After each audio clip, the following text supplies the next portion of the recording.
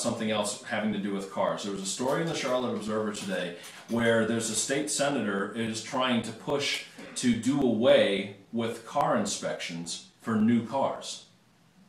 Saying, you know, well, they're brand new cars. They're safe. They meet all the emissions testing and standards and everything else. So why would you be required to do a safety inspection on a car that just came off the assembly line?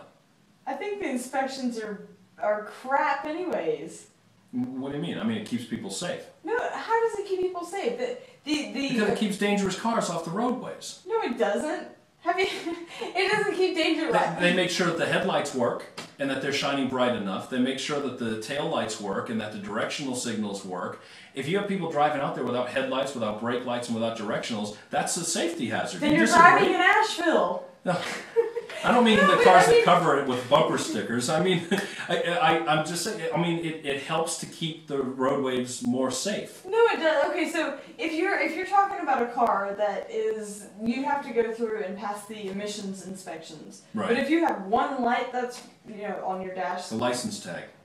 No, like the check engine light. Okay. It's not going to pass. And even if the check engine light is only a spark plug, they're not going to pass it because well, then just switch the spark plug. Because it could be something more dangerous. It could be something very vital. I mean, it could be, I don't know what the check engine light comes on for, but what if it's something where it ends up, you know, driving itself down the road at 120 miles an hour? I mean, then like you'd be those driving stories Kit. show up.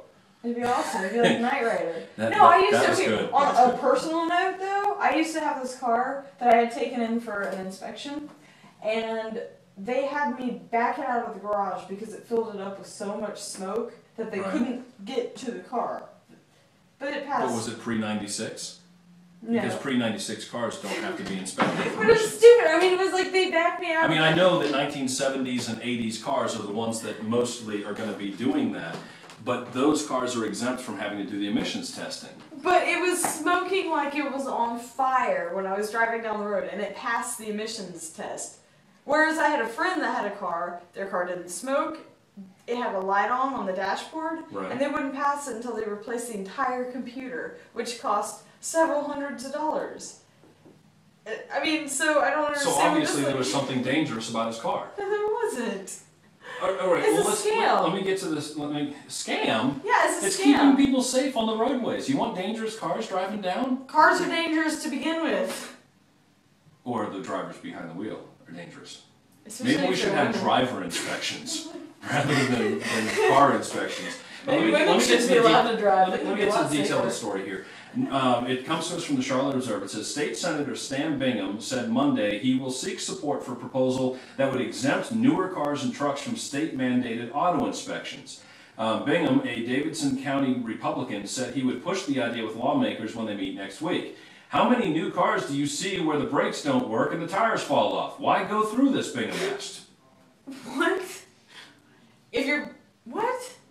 How many new cars do you see where the brakes don't work and the tires fall off? Why go through this? That's what he said. The comments came a day after the Charlotte Observer and the Raleigh News and Observer reported that garages that perform inspections have undermined the program by passing unsafe vehicles or cheating customers with unneeded repairs. I think that might have been more of what you were just talking about. You know, because if an older car comes in and they say, well, this person obviously doesn't have a whole lot of money, but a car comes in that's got some technical issue where it's not really major, but they say, it's a nicer car, they have more money. And they can't leave here without an approval until they fix this said thing, and it's going to cost them $150.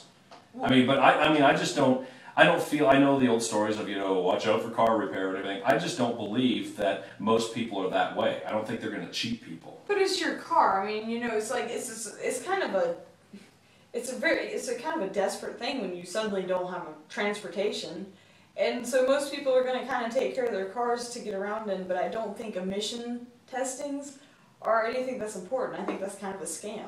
All right. Well, we'll get to some listener and reader comments right after this. You're listening to Take a Stand with Matt and Agnes.